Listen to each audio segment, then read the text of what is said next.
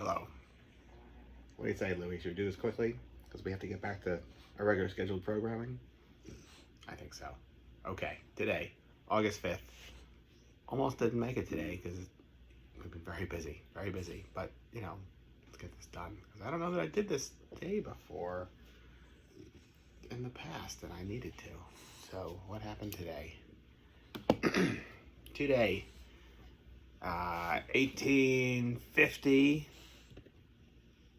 Guy Maupassant was born, who was a writer of weird fiction, the Horla being a story, I guess that has still with us today to a degree.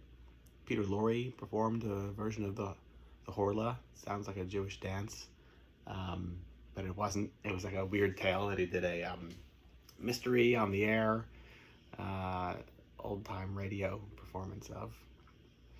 Joseph Merrick, born today, 1862. That's the Elephant Man himself. Neil Armstrong, born today, 1930.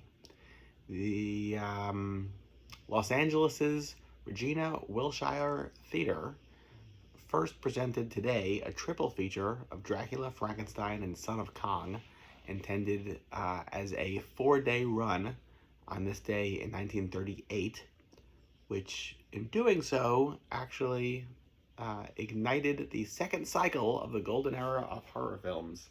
So basically, I said I was going to make this a short one. I'm rushing through it. The original Universal Monster cycle starts with Dracula. Anything before that was not supernatural in its base. It was all like Scooby-Doo type episodes, with like, an old dark house, creaking floorboards and cobwebs, and probably some sort of criminal with like a rubber mask on trying to scare people out of their inheritance or something like that.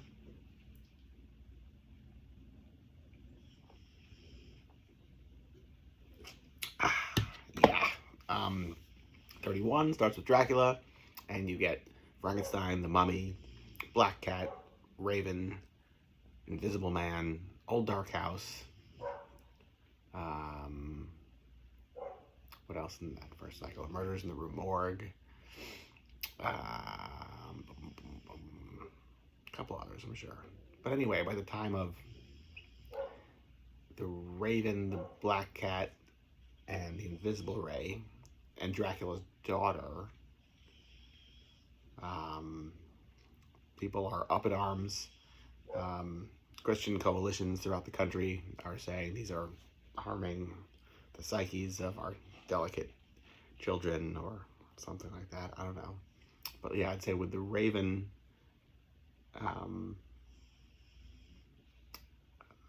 what was the other one? The Raven specifically was deemed like too violent and unbelievable to be shown. And so the horror cycle was over in like 36. And so you have several years where there's no horror films being made. And when this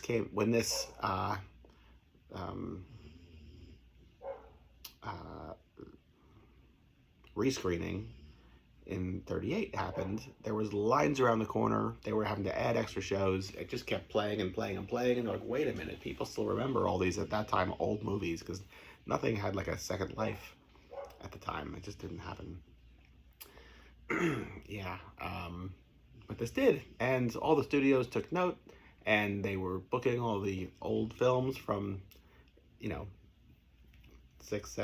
6, 7 years earlier back in theaters, and people were still coming back over and over again, and that's what resulted in them saying, well, why don't we make, since this is making money, why don't we make some new horror movies? So you get the Man-Made Monster, or the Wolfman, Dracula versus Frankenstein, Son of Frankenstein. I missed Bride of Frankenstein earlier, didn't I? Of course, that's in the early cycle. Son of Dracula.